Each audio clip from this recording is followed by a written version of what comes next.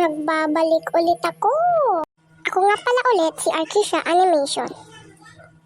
Ito nga pala yung sunod na animation video ko.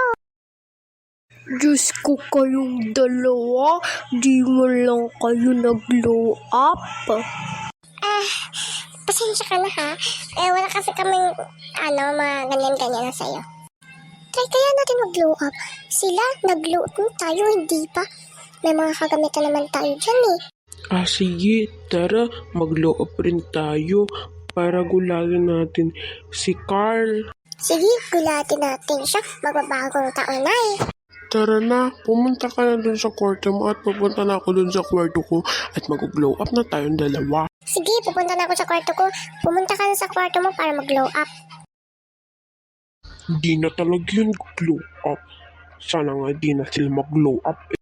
Kami pala yung inaasar mo ha, na narinig namin yung sinabi mo na sana hindi na kami mag-glow up. Narinig namin yung sinabi mo, kaya huwag ka na magsinungaling.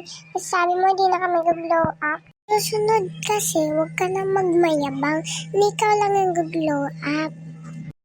Oo nga, tama yung sinabi ni Arkisha. Pasensya na kayo, di ko sinasadya. Sa susunod, di ko na mauulit. Okay lang yan, mapapatawad ka na namin. Sa susunod huwag ka na magmayabang na ikaw lang yung meron. Oo, di ko na uulitin yun. Tara, laro na tayo sa labas. Hello, Mia, ba't ka nakalbo? Tinanong mo ako kung ba't ako nakalbo? Kasi, si mama kasi gusto kong pakalbo. Para daw mas lumanda yung buhok ko.